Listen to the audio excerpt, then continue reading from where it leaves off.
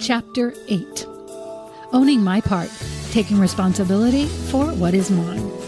The truth will set you free, but first it will make you miserable. From a Raggedy Ann poster. You have had to own your part as a friend, a parent, or a relative of a single parent. Take responsibility for your feelings and find ways to support us without pawning us off, ignoring us, or fixing us. Well, now it's time for us to own our own part in our lives so we don't live in a state of victimization. I'm a Christian, and I'm divorced twice. Both times I married, I was a Christian walking with God. My husbands were professing Christians, and I've been told I didn't pray hard enough. I didn't listen to God. I've been blamed, ignored, and sometimes no longer allowed to work in churches because I am divorced. Sometimes the church doesn't know what to do with us. I even heard someone say, you'll be more accepted by Christians if you kill someone, go to prison, get out, and go on the speaking tour. I knew a missionary who was a widow with 4 kids. She met a wonderful man who loved God, adored her and her children, but her church forbade her to marry him because he was divorced. People don't even bother to ask the circumstances, who divorced who. Judgment comes strong and swift in words of failure, tarnished, damaged, broken. Yes, there are many circumstances for divorce, some more noble than others. Going through my first divorce, I believed I touched more lives for God because I was honest in my struggles. I know there are certain unforgivable sins, not biblical sins, rather people's notions about what they are uncomfortable with, and we all seem to have our own ideas about what those things are. A friend of mine whose heart is to help the good girls who end up pregnant on their own tells me that she has discovered that single pregnancy is one of those sins. The good girl messed up, made her own bed, and, well, now she has to lie in it, and she is forever marked because she had a baby. And we all know what that means she is doing, right? She is shamed, disciplined, and sometimes ostracized by the church or family because she is the one who got caught. Oh, and by the way, she is having the baby. In our society, she should get a medal. It's so easy to just sweep an unborn child away, and it takes so much courage to face the disapproval of those who don't want you to keep it as those who judge you for getting prego out of wedlock. But we all struggle with our opinions, and we all have our stuff. Another friend whose husband abandoned her was encouraged by some women in her church to never give up on him, so she waited for him to come to his senses. While she was living in a shelter, he was living with his girlfriend. She struggled with despair. I can't help but wonder, how come no one in the church she was attending, who were advising her to hang in there, took her in? Full of advice, but no one offered her what she really needed, which is a safe place to be with her baby girls. It seemed the one left behind gets the blame. There's no justice in divorce. It hurts families, children, and even our animals suffer in divorce. It's not pretty, and I certainly don't want to glamorize it, but don't ignore us or blame us. I have a friend who wrote a song about me. We met shortly after my kid's dad left, and her song was called Dancing in the Moment. The first verse was about someone who ended up in prison, confessed, and was free in God even though still in prison. The verse about me was, she woke up one morning and her husband was gone. Now she's dancing in the moment. She sang it to a friend of hers and was blown away by the comment made. Well, how come her husband left? What did she do? My friend in her wit said, well, she wasn't man enough. When I returned to Bible college to complete my bachelor's degree, I did not tell people I had been divorced twice. I said I was a single mom and my kid's dad is gay. I chose to be vague because of my fear of being judged. I was more worried about what I thought people would think about me rather than giving them the benefit of the doubt. I felt so much shame from falling twice. I didn't want to expose myself. I remember one woman who was sharing how she had prayed and prayed as a single mom for a man to love her and her kids, and then Mr. Wonderful came along, and they had been happily married for many years. She followed it with, if you just wait on God and pray, He will bring the right person for you. I couldn't help but wonder how come I prayed, went to church faithfully, read my Bible, and yet marriage number 2 was still a disaster. So I wrote a paper about how easy it is to impose our success antidotes onto others, but what works for us doesn't necessarily work for others. That's what I love about God. Jesus healed the blind men in the Bible several different ways. We try to make formulas for life. If you do A, B, and C, you will lose weight, stay married, get a job, meet a man. But it just doesn't work that way. We all have paths that we walk. Consider telling your story as your own, but not as the end-all formula. I want to share my experience and how divorce has named me and blamed me and kept me small in the world. I would love to thrive, and although that didn't happen for me at church, the thriving part, it did in my world of social services. With my work at Big Brother, Big Sister, where listening to hurting women has blessed me, I don't judge, I listen, I have compassion. I'm really effective in that world. So the world has become my mission field. I want my church to be that place, and I'm sure there are some churches where I will feel safe and not judge. But for now, I'm a little gun shy. I think when I get to a place where I can let go and not care what others think or believe about my situation, it will be a good day. Now I want to be accepted, and more than anything, accepted at church, the place where hurting people are supposed to go for comfort. When my first husband left, I thought, now is the time to go out and speak, tell my story. But here's the thing. I would have remained the victim, and the people would have loved to jump on the bandwagon with me. How terrible. I was betrayed and hurt. I married for love and life, and he married to conceal his shame. However, as easy as it is to look at what was done to me, it's difficult to name my part in it at all. After all, I married him. We were friends and pals. In his effort to avoid intimacy, I had my own issues. Sexual abuse in my past made it attractive for me to find someone safe, like a pal. Bad move, because in the end I was hurt. And it was hell letting go and moving on, because I had tolerated so much for so long. What I ultimately feared is exactly what happened, and I had to go it alone. He was telling me in every way possible, except with words, that he couldn't love me. I shared with a small group of women early on in my marriage that my husband didn't love me. They had tons of great advice, including wrapping myself in cellophane and meeting him at the door. Now I get why he ran away screaming, "He's gay." How terrifying. As for me, I translated his behavior as something wrong with me. The answer, do more, try harder, be better. We both got counseling, and my desire for intimacy increased. His desire to come out of the closet was stronger. What are you willing to own? Honesty is the first chapter in the Book of Wisdom. Thomas Jefferson. My sons love G.I. Joe, the cartoon, especially the saying at the end, knowing is half the battle. Acknowledge your truth. It won't kill you. It will set you free. So, what is your truth? We stayed in the situation because we were scared, loyal, willing to keep things status quo even though we wanted out. Maybe we stayed because we knew our kids would be safer if we did. We knew what we were doing somewhere deep inside, and it made sense. We don't have to explain our reasons, but because of them we may isolate or be vague. We know what we know, and we know why we're doing it. So really, what is your truth? It is terrifying and scary, and lonely and confusing. I stayed in the same place because I believed I could have much more control on what my kids were exposed to if I stayed. I chose to stay after I knew the truth. I didn't tell anyone because I knew what I needed to do for myself. As I acknowledge my part, I am free. It's not about beating ourselves up. It's not about what I shouldn't have done, said, or been. It's about realizing we don't have to do it anymore. It's about taking care of ourselves and not making the same type of choices again. It's about self-preservation. If I admit my part, then I'm likely not to repeat it. So many remarry and it's the same person underneath a new look. Get free. I don't mean leave a relationship. I mean free by admitting the truth to yourself. I remember after my husband left, I was faced with a reality I didn't like very well.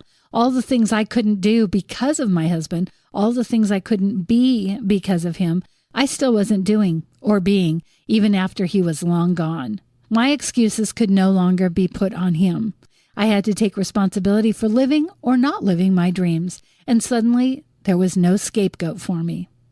I had to face that I was my own worst enemy. So many times we blame others for what we cannot do or are not willing to try, and we blame them so we don't have to step out and face our fears. Being on my own caused me to really look at myself and stop hiding behind others. I was forced to look at my life and what I wanted and admit that I am the only one who is getting in my way. What are you afraid of doing? What goal are you not reaching because you're blaming someone else? I had to realize no one was going to make good things happen for me. If it's going to be, it's up to me. No more excuses, a husband getting in the way, Now I know there are situations where that does happen and you are sabotaged by a spouse, but that's not what I'm talking about here. It's the situations where it is too scary to face our biggest desire, so we stash it behind our scapegoat to avoid owning our responsibility in it. How many people are letting their dreams and desires slip away because they're too afraid and they would rather dream about something than actually step out and face possible failure? Failure is opportunity. It's disguised as something awful, but we survive failure every day, and the people we're amazed at are the Thomas Edisons of our world who say something like, "I haven't failed. I've just discovered 100 ways my idea won't work." We are just looking for the way it will work. Stay with it. Don't give up, and don't blame others for your dream going awry. It isn't too late. It isn't too late to do something you love. It's a journey and a process, and well, maybe it's about finding the kind of people, friends, coaches, who will encourage you and support your inner strength. It is there, but you may have forgotten or covered it up. Find it. Don't let the world pass you by. You get one life. I passed up opportunities while I was a single mom because of my values and my situation. I didn't blame my kids. I did what I thought was best for them and me, and at times that meant putting particular dreams on hold. While waiting, I gained so much. Time with my kids can never be replaced. Now I'm off pursuing another dream with even more tools in my box because I put my values first, nurtured the dream while waiting. And remember, it is a journey. It's not about the final destiny. It's about the journey to the dream. I have spent the last 8 or so years alone, single by choice until my kids are raised. I didn't want to put them through any more chaos than they'd already experienced. This had given me time to look deeper. Recovery is kind of like an onion. It happens layer by layer, and I have acknowledged that there is a void I was trying to fill. Because I've been willing to own my stuff, I've been able to do the personal work, let go, and learn to love myself. For a long time, I despised myself and felt unworthy of love both times I married. And then I despised myself for divorcing twice. But I let it name me. I am a divorcee. I let that be who I was. I let it haunt me and define me. Divorced twice. Translation, big fat failure. So I'm learning to love myself. And it is hard work to accept permission to play, to take care of myself, and even put myself first. This used to scream selfish, but I find I have more to offer others when I take care of, love, and respect myself. It has a ripple effect, and I'm finding it is wonderful. How do I grieve a loss as big as divorce and dream to grow old with a man I love and be grandparents together and still accept and be grateful for the opportunity offered of becoming stronger and more whole in my suffering? Well, this is who I am. It is who I be. It is my reality. Is it a blessing or a curse? That is the reality of so many situations that involve suffering. Where is the blessing in it, and how can I accept it? Even be grateful without betraying myself and the hurt. It is a journey, and I never even considered applying the word ambivalent to myself until I became divorced, and now it's a theme in my life. According to the dictionary, the definition of ambivalent is uncertainty, fluctuation, especially when caused by inability to make a choice or by simultaneous desire to stay or do two opposite or conflicting things. There are so many choices that exist side by side in each situation. I am choosing to let this be my journey and say accept what the philosopher Nietzsche once wrote, "What doesn't kill you makes you stronger." I remember thinking, if this is all about being strong and helping someone else, I'm going to be really ticked off. Life isn't fair. What we make of it is what counts. There were and still are days I feel sorry for myself. And there are days when I have panic attacks thinking I'm not going to make it. But I do. I survive. Now I even thrive. What I have the most regret about is that while raising my kids, I had to deal with so many issues that took my energy away from enjoying them and having fun times to look back on. Believe me, I know my kids will have their issues to deal with. And if they ever come to me and say, "Hey, Mom, I'm pretty messed up because of my childhood," I hope I'll be able to validate them. And I'll try my hardest not to defend myself. There is no need. Their reality is theirs, even if I see it differently. I know that with 3 kids, each of them will tell a very different story of his or her youth. The best gift I can give them is letting them have their realities by validating and supporting them. My daughter is beginning to speak and tell pieces of her story. She shared parts with me, and then she apologizes. I tell her that it's her story to tell, and it's her reality. Even if it stings me a little, it's okay. She's just trying to make her way and make sense of what happened to her. It's okay, and the more okay I become with myself and my choices, then I can let my kids have their stories. So in this chapter, I'm letting go of the victim, and I'm taking ownership of my part. It doesn't mean I'm taking all the blame, but I'm also not shifting it. I know there are some of you with horrendous stories, so please don't see me as minimizing your experiences. I know that some of you have lost your children, or you're hiding your children, or you're staying because your children may be safer if you stay until they're grown. I would never dismiss abuse. I want to be careful when I tell my story not to minimize anybody else's. Fear of being minimized was what kept me silent for so long. I didn't want my story to be seen as a formula for life. It is my story and how I dealt with my situation, and it's very different from your story. If I could give advice, it would be to know what you know, trust your instincts, and remember that this too will pass. There will come a day when things are different. Don't beat yourself up. Do what you know is right for your family. Don't let others bully you into doing something you aren't ready or prepared to do. Trust your instincts. Get help if you need it, and by all means, tell your story. There are others in your situation who need hope that you can offer. The truth is that when we struggle together, we have hope. Whenever we struggle alone in isolation, we're in danger of losing hope. We lose vision and we lose our dreams. I can't tell you why I divorced twice and other friends are married 20 or 30 years. I had a friend from Bible college tell me I didn't pray hard enough before I said I do. Others have said the signs were there and I should have known. I've spent hours in the whys, and it gets me nowhere. Here's what I know.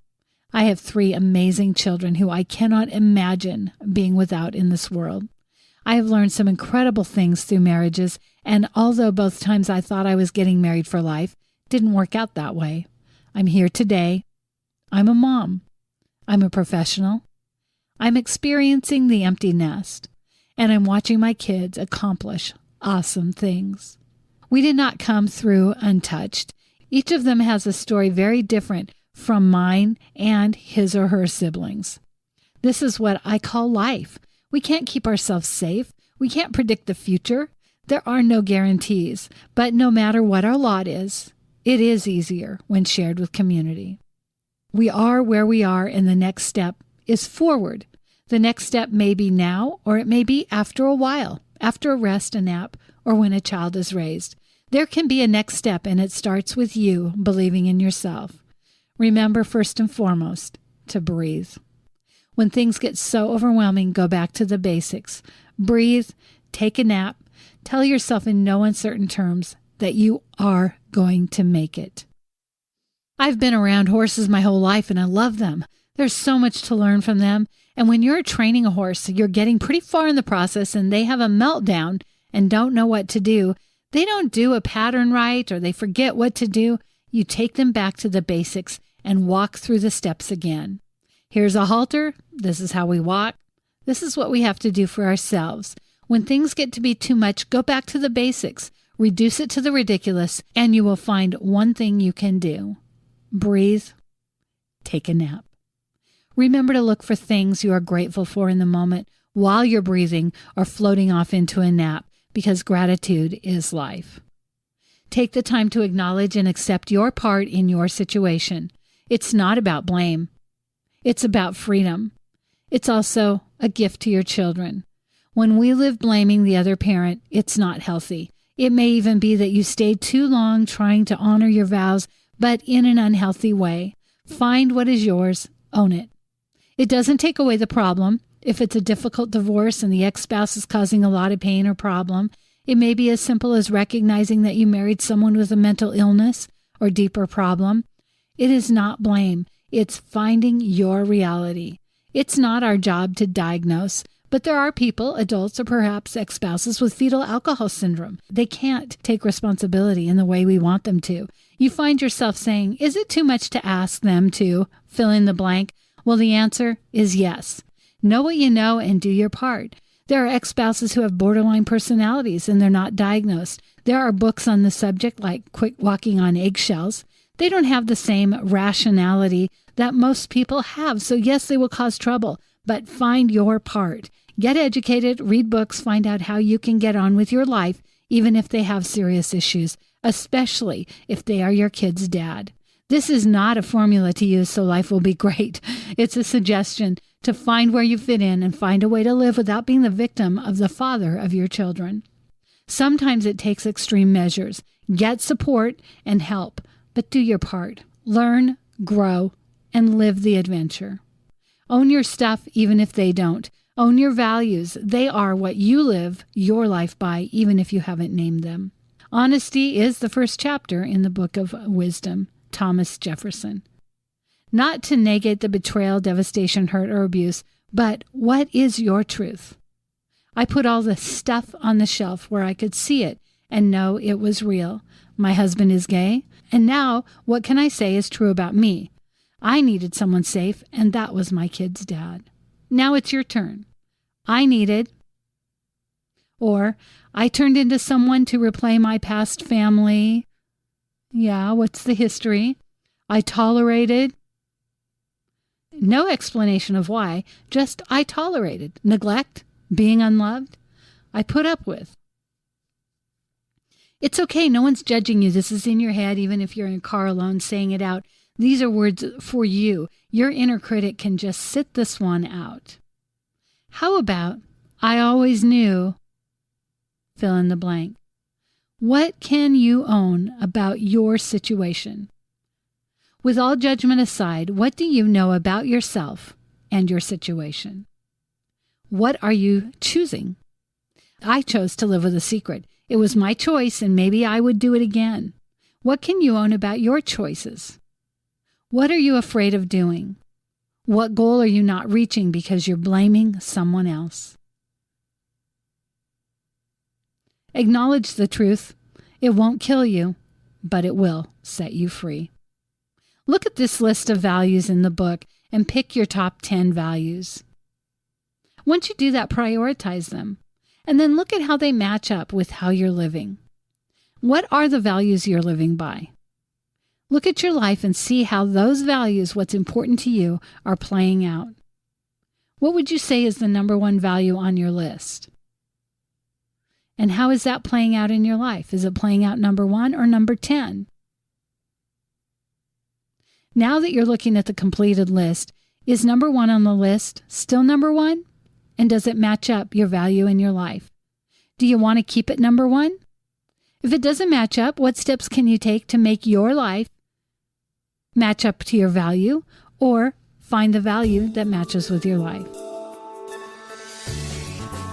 This is something you can think about and talk about with safe people in your life.